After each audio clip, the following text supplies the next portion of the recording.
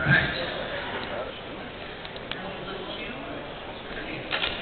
Well, thank you all for joining us today. Good afternoon. My name is Mark Richardson. I'm a local businessman, owner of Fresh Headies and Bubblebags, and a distributor for hemp hoodlum clothing here in Canada. I've been involved with cannabis fairly intimately for the last 25 years, actually, not 15.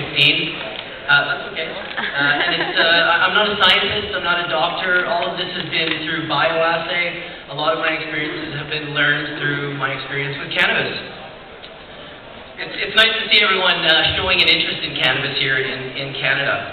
I'm going to be covering an overview of cannabis by talking a little bit about industrial cannabis, which is hemp, recreational cannabis use, and medical cannabis use. And I prefer to use the word cannabis over marijuana, mainly because the foundation of marijuana is a Spanish word. It's rooted in racism. It comes from the 30s. So I'll be referring to cannabis today, all of them, whether it's to be smoked recreational, to be used medicinally, or to be used industrially. I'll be referring to it as cannabis. It's one of my first pictures up on the screen, actually, is a cannabis stalk that's just been cut, and I photographed it with the macro, so you can actually see on the outside the yellow is the fiber, and on the inside is the cellulose.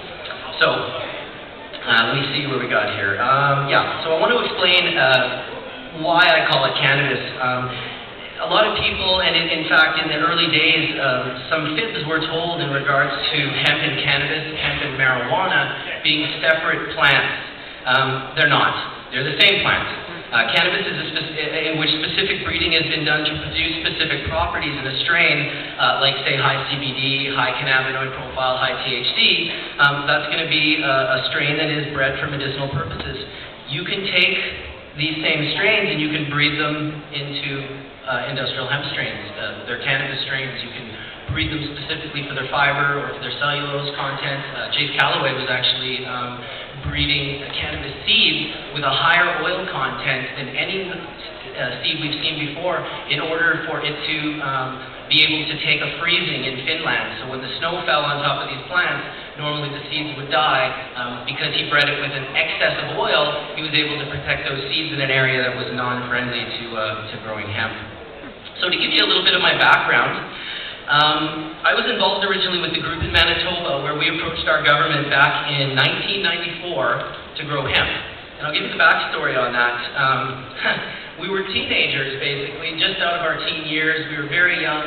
I can only imagine how badly we were potentiating our stereotype of a cannabis user. And with that, we approached our ministers, two of them, our Minister of Agriculture as well as our Minister of Finance. And we read them a document, and on the cover of our document in 1994, it read, "The $1 trillion crop." Now, the reason we used the $1 trillion crop is because in 1938, in Popular Mechanics magazine, an article was released called "The $1 billion crop." Now, don't quote me exactly, but this was one of the first times billion and dollar had ever been used in an economic statement, and it was referring to hemp. Wow. You have to understand how unfathomable it would be to be a billionaire in the 30s. It was like saying $1 gazillion today. And that was in 1938, and this was right before the war started and right before they started pumping the war efforts, and they needed a lot of hemp for those war efforts. So we approached him, we showed him these articles. Basically what happened was we convinced our Minister of Finance and Agriculture that this was something our province should be doing. And we got the first hemp license in in Manitoba in over 73 years. We grew the first hemp field there. And I'm happy to say that my partners are still involved there. You can buy Manitoba Harvest hemp seed foods in your grocery store thanks to the work that we did as near teenagers in the early 90s with even the people who were our support barely supported us. This is how new this was back in the 90s. So I'm sure many of you know that there are an excess of about 50,000 plus commercial products that you can make with hemp. Products that can be made from, you've got hempcrete. There's Henry Ford with his plastic hemp car. He's smashing it with a sledgehammer in that photo. It didn't dent. There's our hemp oil, extremely high in amino acids. It contains all 8 essential amino acids that your body needs but can't produce, including the 3 that children need. It actually has them, it contains them in the ratios that your body requires to break them down, which is a 3 to 1 GLNA to GLA. We've got from hempcrete, hemp plastics, hemp seed. That's the Manitoba hemp field right there. A little picture of us in front of our hemp store. Sorry, some of these pictures didn't work out as good. That's hempcrete. Even futuristic hemp metal. I held hemp metal in my hand in 1999. Wow. Stronger than titanium, lighter than aluminum. Carbonized hemp fibers. They're probably making spaceships out of it now. I haven't heard of it since, but it was a 9.8 on the hardness scale, and it cut through glass. The only thing on the planet that could cut this metal was diamonds. These are the things that we can make with hemp once we start isolating. And when we use hemp, we've always isolated the one from the whole. If you want to access the fiber, you remove it from the plant. If you want to access the seed oil, you crush it out of the seed. If you want to use the cellulose on the inside of the plant, you extract it. It is always the one from the whole. You can see very, very specific when we grow it. When we grow for fiber, it's very tight and very tall. When you grow for seed oil, they're spread out a little bit more. They want the plants to grow bigger. And yeah, so basically, with the medical aspect, you only take the one from the whole. You grow for seed, you're wanting to produce high oil content, you plant extremely close, you want to grow for fiber. This forces the plant into a long cola. When we want to make paper, we separate the cellulose, okay? And although Canada is growing hemp right now for almost 20 years, we really seem to be locked into right now growing for seed oil and really selling it only as a health product in grocery stores. These oils can be used as biomass fuels if they weren't so expensive. And I'm really believing that the future of hemp will be a vast future once the actual infrastructure is put in place to bring hemp to the masses. We know it's tangible, renewable resource that won't leave a damaging footprint behind in its growing or manufacturing, and this is something very few manufacturers can say today. I'm not going to bore you with all the statistics of hemp, but there are many, and it's impressive when you start doing the research. If you check out Jack Herrera's book, The Emperor Wears No Clothes, this is literally the book we used to learn everything we needed to do to convince our ministers to allow us to grow hemp in Manitoba. So check that book out, and yeah, that's hemp. So after starting the hemp growing company with my partners in Manitoba, I moved out to British Columbia in 1996. And I started helping a good friend of mine, Hilary Black, with the BC Compassion Club. And we were producing quality cannabis for their patients. It was definitely not legal. Back then, the only people who really used medicinal cannabis at the clubs were terminally ill people. A lot of these people over the years passed away in our relationships with them. It was very sad. So I started growing for the BC Compassion Club. The club was founded that year. It's been, they just celebrated their 17th year providing medical cannabis to our community, so we should give them a shout out for that. And then within a few years of really focused on growing cannabis and using cannabis and watching the medicinal effects of cannabis, it brought me really into the medical aspect of cannabis. I started my own company, Headies, which is a company I've run for the past 15 years, and we specialize in glandular trichome isolation. I'll try to get to a picture to give you a little bit of an idea. There's a glandular trichome right there. I took this photo myself. You have two types of trichomes here. A capitate stalked glandular trichome is the tall one, and then the smaller one is a capitate sessile. There are three types of trichomes. There's a third one called a bulbous, which looks exactly like these ones, but it doesn't have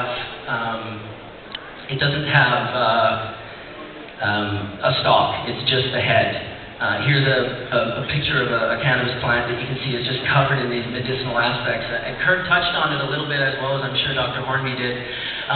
All of the medicinal value that we see, the cannabinoids, THC, the terpenes, the terpenoids, the modulators, they all are produced inside the glandular head of the trichome. So the actual medicine that we're talking about here today is inside those tiny little glands. So what my company does is we've got proprietary technology. We've learned about using water and ice to separate these glands from the rest of the plant matter. It's safe, it's efficient, there's no chemical exposure, there's no footprint left behind in a negative way, and you can extract these resins in a very pure form. So we've been educating people worldwide on how to isolate these medicinal glands from the non-medicinal plant matter, which of course when the medicine is concentrated as opposed to diluted, you can get a much more powerful effect from it. And I'm not talking about euphoric feelings, i.e. getting high. I'm talking about shrinking cancer tumors and removing hundreds of seizures daily from children with Dravet syndrome.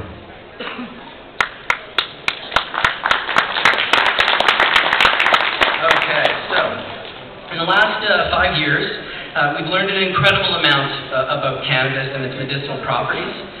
Something many of us have suspected for decades, but it was impossible to fight the billions of dollars in propaganda, not to mention the imprisonment of massive amounts of people, including doctors. Combine that with the Controlled Substance Acts from the 70s that made it illegal for anyone to even study. It made a fairly fatal blow to scientists who could have been studying this plant and its clear medicinal uses. Today we know that by consuming orally, in particular cannabis, that the medicine, i.e. THC, cannabinoids, terpenes, terpenoids, are all located in that glandular head of the capitate stalk, the capitate sessile, and the bulbous trichomes. And now, when I first started learning this, I believed the active ingredients to be THC and THC alone. I had no idea where it was located on the plant. It took me some years to realize and discover how to isolate the medicinals from the plant, much the same way we've been doing with hemp for fiber, cellulose, seed oil, etc. And that brought me to my macro photography so I could help educate people about what I was learning and, of course, help myself with my own education of glandular trichomes and crystals.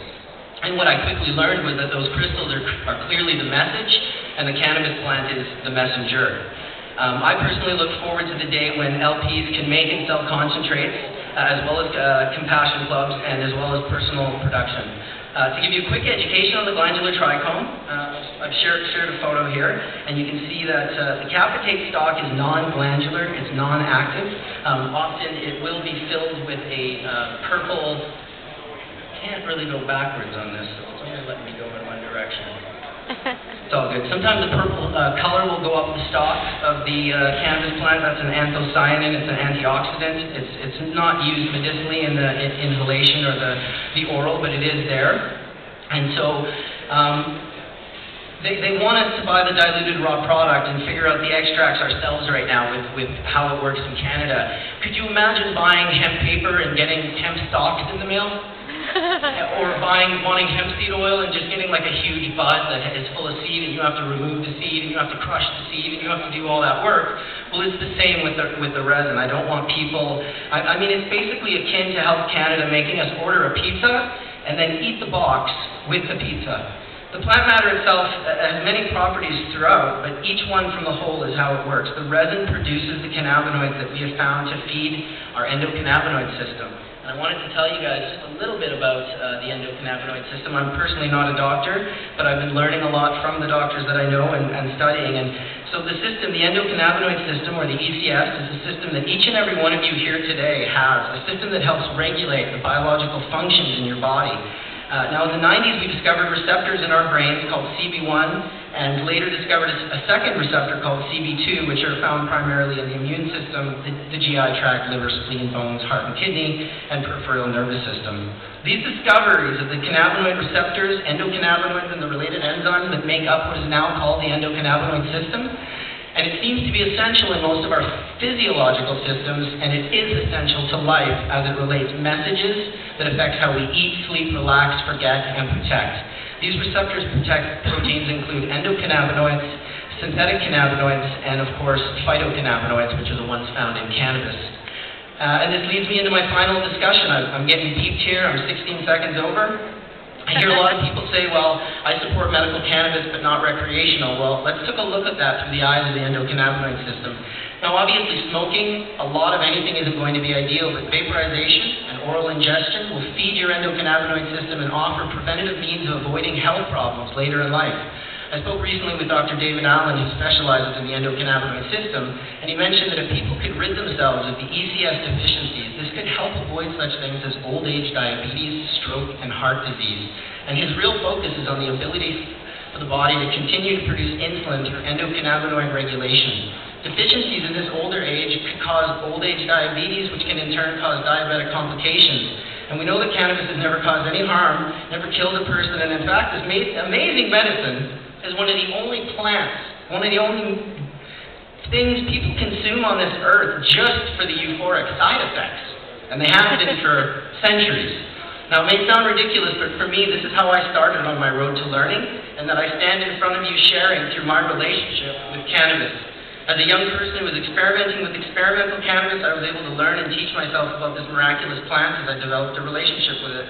Today, I'm a federal exempt cannabis user and grower, and can say that growing is an aspect of the plant that is part of the healing that it offers me. Yes. The gardening aspect of being able to produce my own medicine within my own space and breed my own strain is one I do not take for granted. I stand before you as supporter of licensed producers, personal production licenses, dispensaries, and all forms of cannabis trade and sale. Everyone should be allowed to grow this wonderful medicine. Thank you for your time.